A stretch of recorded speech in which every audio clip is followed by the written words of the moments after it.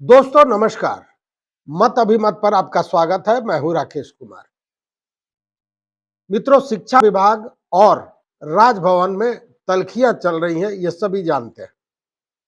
और उसका असर क्या है, यह भी जानी हुई बात है कि विश्वविद्यालयों का संचालन लगभग ठप पड़ा हुआ है। किसी के पास एक पैसा भी नहीं। सारे पैसे को शिक्षा विभाग ने या तो फ्रीज कर दिया है उनके बैंक अकाउंट्स को, या जो बैंक अकाउंट्स में पैसे थे उनको ट्रांसफर करके शिक्षा विभाग ने अपने पास ले लिया है।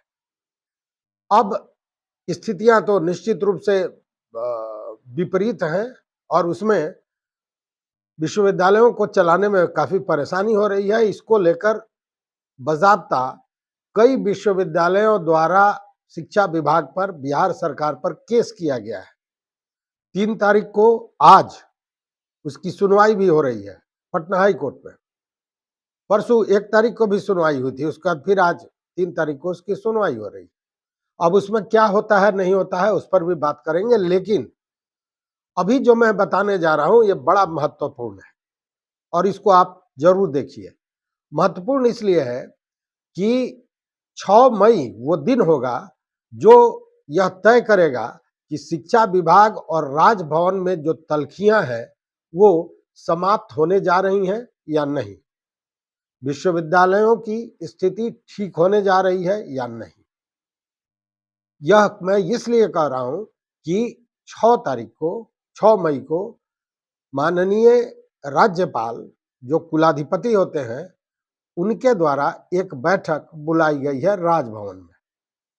और उस राजभवन के बैठक में सभी विश्वविद्यालयों के कुलपति उपस्थित होंगे और इसको लेकर एक पत्र सभी कुलपतियों को कल गुरुवार को भेजा गया। राजभवन के जो प्रधान सचिव हैं रॉबर्ट एल चंगथू, उनके द्वारा इस पत्र में 2 विषयों की चर्चा की गई है और उसकी जानकारी मांगी गई है और वही एजेंडा होगा उस बैठक का। पहला तो ये कि स्नातकोत्तर और स्नातक में विद्यार्थियों के नामांकन की क्या स्थिति है, इस पर विचार होगा, चर्चा होगी, इसकी समीक्षा की जाएगी। और दूसरा जो बिंदु है वो ये है कि परीक्षाएं कितनी लंबित हैं, क्यों हैं, मतलब लंबित परीक्षाओं की पूरी समीक्षा, विशद व्याख्या इस बैठक में होने जा रही है।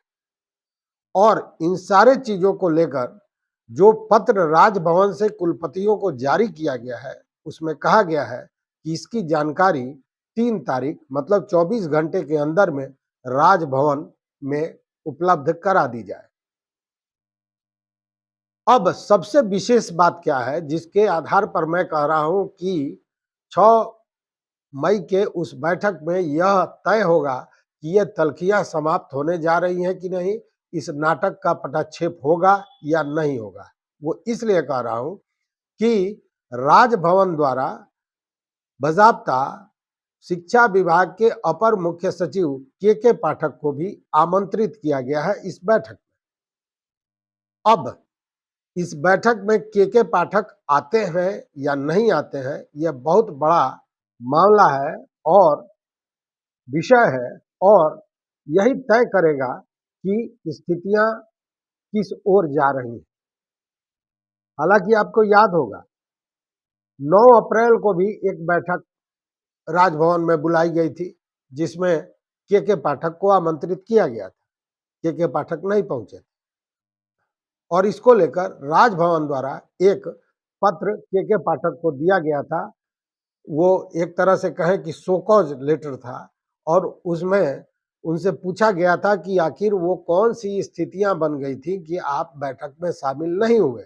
और इसको लेकर 15 अप्रैल को एक बैठक हुई थी, उसमें उनको आमंत्रित किया गया था कि आप आइए और इसका जवाब दीजिए। के पाठक के आने की बात तो छोड़ दें, के पाठक ने एक पत्र उल्टा लिखा रॉबर्ट एल चोंगथू को, जो प्रधान सचिव हैं महामहिम के, उनको, और उनसे कई सवाल पूछे थे, सवालों की झड़ी लगा दी थी। साथ ही यह यहां तक कह दिया था कि जिस तरह विश्वविद्यालयों के एक अधिकारी होते हैं कुलपति, कुलाधिपति भी अधिकारी ही हैं। उनके अधिकारों पर भी कई सवाल पूछ दिए थे और 15 तारीख की बैठक में उपस्थित भी नहीं हुए थे। अब 6 मई को है बैठक, अब इसमें वो उपस्थित होते हैं कि नहीं, यह भी एक बड़ा संकेत होगा इस पूरे घटनाक्रम का। और इसके पीछे जो कारण यह है कि शिक्षा विभाग ने लगभग 6 बैठकें बुलाई थी और 6 बैठक में उन्होंने सभी विश्वविद्यालय के कुलपति, कुलसचिव और जो परीक्षा नियंत्रक होते हैं उनको बुलाया गया था, लेकिन किसी बैठक में कोई अधिकारी नहीं गया।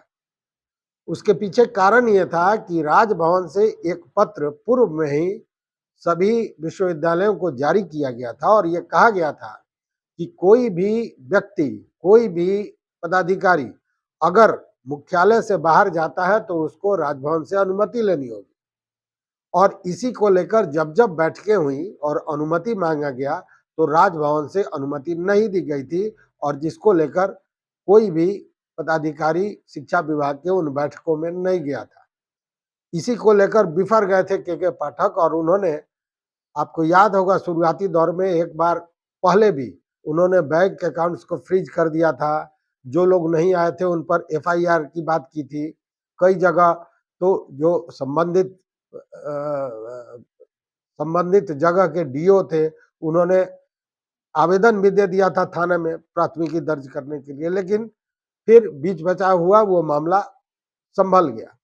लेकिन फिर बाद में जो बैठकें हुई और उसमें भी जो लोग नहीं गए, उसके बाद के पाठक ने सारे अकाउंट्स को फ्रीज कर दिया। आज स्थिति यह है कि 2-3 महीने हो गए, वेतन बंद है, पेंशन बंद है, हाहाकार है और उच्च शिक्षा की स्थिति समझिए कि वो कोरामीन पे चल रहा है। कब तक चलेगा?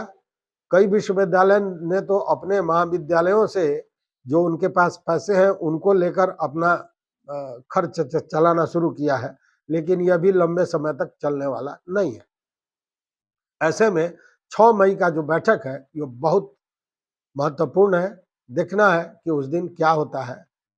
के पाठक आते हैं या फिर महामहिम के कुलाधिपति के आदेश का उल्लंघन करते हैं। सारी चीजें वहीं से तय होंगी फिर।